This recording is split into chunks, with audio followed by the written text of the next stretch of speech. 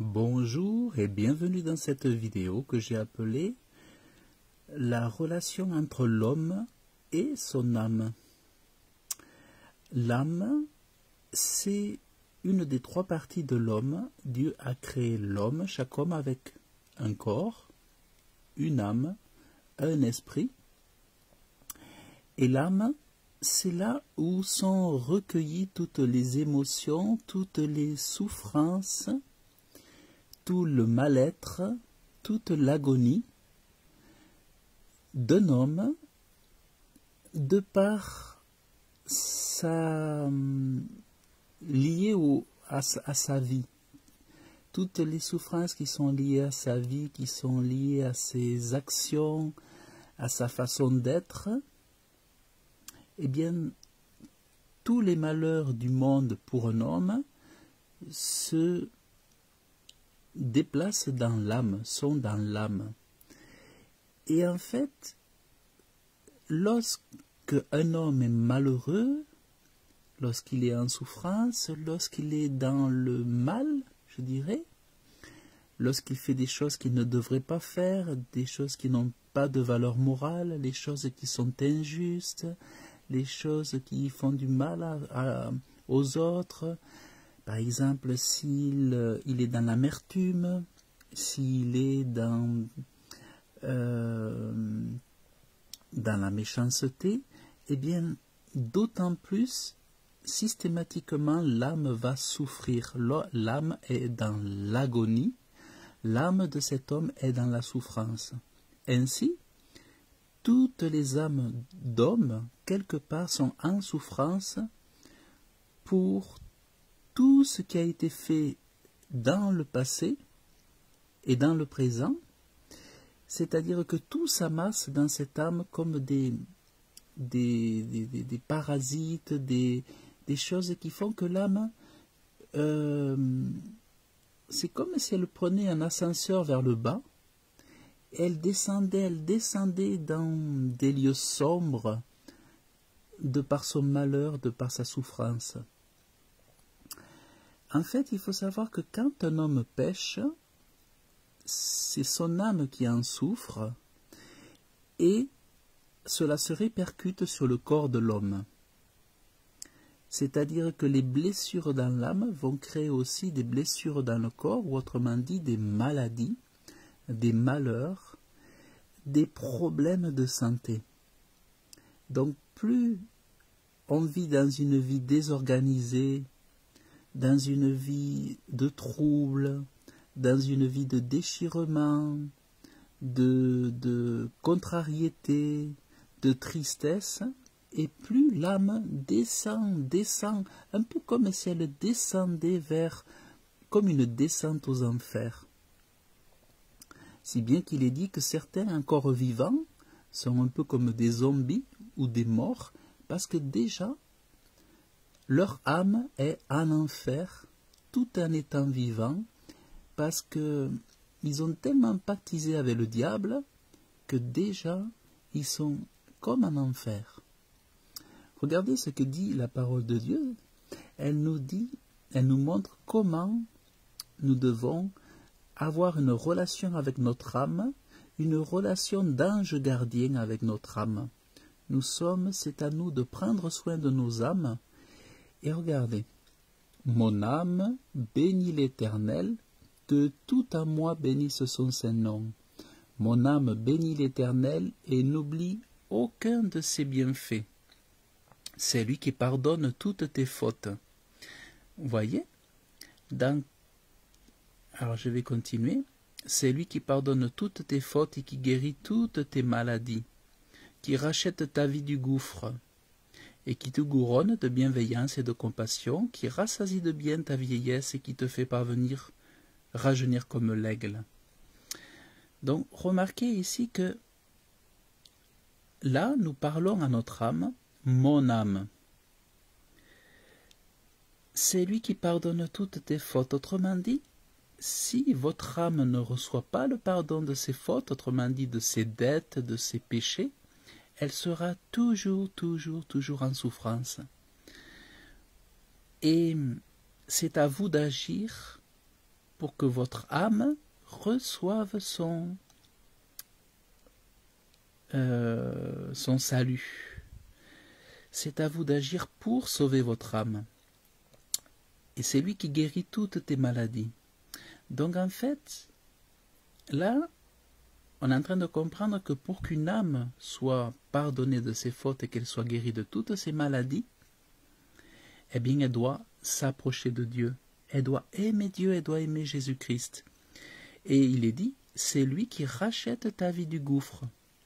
Et autrement dit, pour pas que l'âme finisse définitivement une fois pour toutes dans l'enfer, dans un lieu de tourment, eh bien, c'est important de donner sa vie, son cœur à Dieu, à Jésus-Christ. Parce qu'il est expliqué dans la parole de Dieu que Dieu est venu pour sauver nos âmes. Il n'est pas dit qu'il était venu pour sauver nos corps. Il n'est pas dit qu'il était venu pour sauver nos esprits. Dieu est venu pour sauver nos âmes parce que nos âmes ont été faites semblables à Dieu aussi, dans le sens où nos âmes sont éternelles. Quand nos corps se consument, ou alors je dirais quand nous donnons notre dernier souffle de vie, notre corps ne nous sert plus à rien, mais notre âme sort du corps, elle sort carrément du corps, elle s'élève, et elle va dans un lieu, ici ou là, pour les uns, je dirais dans un paradis de Dieu, pour les autres, dans un lieu de souffrance et de tourment. Et c'est vrai que c'est important de comprendre ça, c'est que chaque homme est supposé être le gardien de son âme. Dites-vous que comme vous prenez soin de votre corps, en le nourrissant, en l'entretenant, en le lavant, en le douchant, en le peignant, en l'habillant convenablement, eh bien vous devez aussi vous occuper convenablement de votre âme. Que faites-vous pour tout le mal-être, toutes les souffrances, toute l'agonie de votre âme, pour laquelle vous n'avez jamais pensé à la soulager de tous ses péchés? Êtes-vous déjà occupé de soulager votre âme de tous les péchés dont elle souffre, de toutes ses fautes et de toutes ses maladies qu'elle a absorbées? C'est-à-dire, pendant que vos mains faisaient du mal, pendant que vos yeux regardaient des choses mauvaises, pendant que vos pieds vous amenaient à des choses où il ne fallait pas aller, pendant toutes ces choses que vous avez faites avec votre corps, eh bien, vous avez accumulé dans votre âme des chaos, des tourments, des souffrances, des agonies. Mais avez-vous pensé à toutes ces conséquences? C'est pour ça que aujourd'hui, je vous invite à considérer ces choses et à vous dire, mais c'est vrai, qu'est-ce que j'ai fait pour mon âme? Oui, votre âme n'est pas, comment dire, c'est une partie de vous, et même si c'est la partie invisible, c'est la partie la plus riche, la plus précieuse. Dieu sait que votre âme a plus d'importance que votre corps devant Dieu. Parce que votre corps, il va durer 70 ans, 80 ans, certains partent avant même. Mais Dieu se soucie de votre âme parce qu'il veut que votre âme passe l'éternité avec lui. Parce que votre âme revêtira un nouveau corps, et à ce moment-là, vous aurez une nouvelle vie auprès de Dieu. En fait, un prolongement de vie auprès de Dieu avec la même âme, mais qui aura été purifiée, lavée de ses péchés. Vous voyez? Vous avez besoin d'être lavé, purifié par le sang de Jésus-Christ pour que votre âme soit restaurée.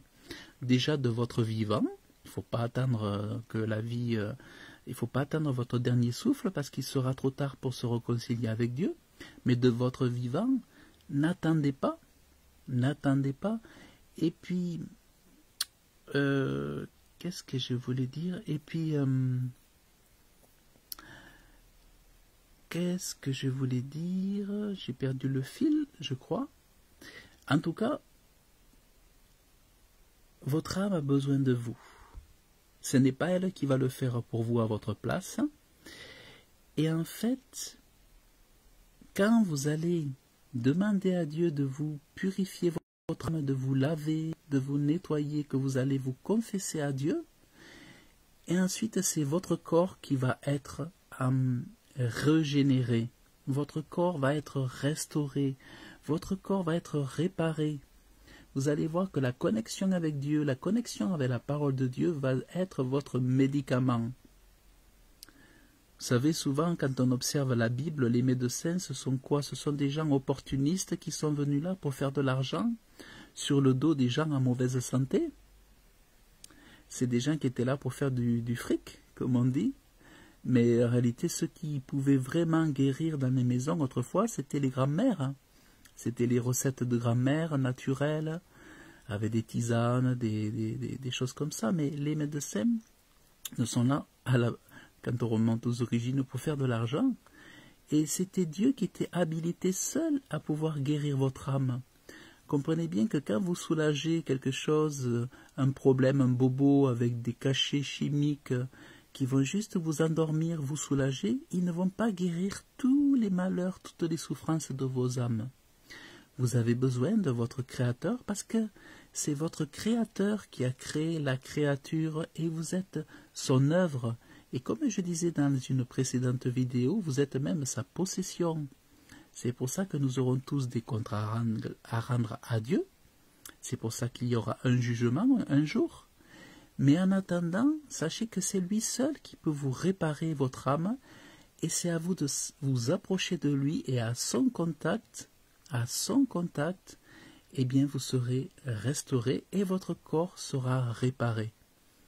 Moi, c'est ce qui m'est arrivé. J'avais des allergies, j'avais des problèmes de santé, j'avais des lunettes, j'étais toujours le mouchoir sur le nez, j'étais toujours chez les docteurs et tout ça. J'avais fait des chirurgies parce que j'avais des fibromes, des masses graisseuses dans le cou. J'étais obligé de faire des chirurgies pour me faire enlever des problèmes de kystes fibreux à l'intérieur de la peau. Mais depuis que j'ai été à Dieu pour réparer mon âme, depuis que j'ai été à Jésus-Christ, que je l'ai accepté et que j'ai compris qu'il était le médecin des médecins, le docteur des médecins, le docteur des docteurs, je n'ai plus eu besoin d'aller au docteur. Sauf quand je me remettais à pécher, ou que je commençais à me remettre à faire souffrir mon âme, et bien là mon corps il commençait à se manifester encore.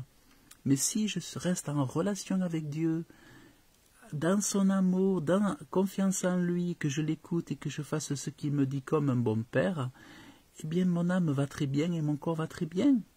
Et ce n'est pas la carotte, ce n'est pas le poireau, ce n'est pas le igname, ce n'est pas le tubercule qui me guérissent, c'est pas la pomme de terre qui me donne la bonne santé, ou l'ananas, ou tout ça, c'est Dieu. Ce n'est pas le radis, ce n'est pas la noix de coco qui me donne la bonne santé, c'est Dieu. Vous voyez? C'est ça qui est très important. Et sachez que Dieu aime vos âmes. Donc il nous invite à être les gardiens de nos âmes, à en prendre soin et à lui demander de nous pardonner et de nous laver par le sang précieux de Jésus-Christ qui a donné sa vie pour nous afin que nous soyons sauvés par lui. Il nous rachète de la malédiction, il a pris lui en son corps, lui qui n'avait pas péché, il a pris toute notre malédiction, il a donné sa vie, il est mort pour nous et il est ressuscité, assis à la droite de Dieu, élevé à la droite de Dieu pour notre justification, il est notre justice. Ainsi, nous pouvons demander à Dieu de nous laver par le sang de Jésus-Christ. Pour cela, je vous invite à accepter Jésus-Christ comme votre Sauveur et Seigneur, et ainsi, votre âme est sauvée, restaurée, libérée de l'esclavage du diable, libérée de la mort, libérée du péché, et pour vous, c'est une vie nouvelle. Et c'est pas la confiance dans les médecins, c'est pas la confiance dans la pharmacie qui changera, parce que la plupart, plus de 80% des problèmes des gens, ce sont des maladies spirituelles. Et parfois, les attaques, les problèmes de santé, c'est lorsqu'on ouvre les portes aux démons ou lorsqu'on fait souffrir son âme. Ce sont des maladies qui viennent de l'invisible et du spirituel et qui ne peuvent pas être traités par la majorité des traitements aujourd'hui. Les gens se soulageront, tout ça. Il y aura peut-être un effet placebo, c'est-à-dire une illusion de guérison, parce que le psychisme croira que ça va les guérir, mais en réalité, ça sera juste de l'auto-guérison. Mais sachez toujours que vous avez besoin de Dieu et votre âme est précieuse. Et aujourd'hui, c'est important de vous partager cela, parce qu'on n'en parle pas assez, ou difficilement. En tout cas, vraiment, je voulais vous partager cela.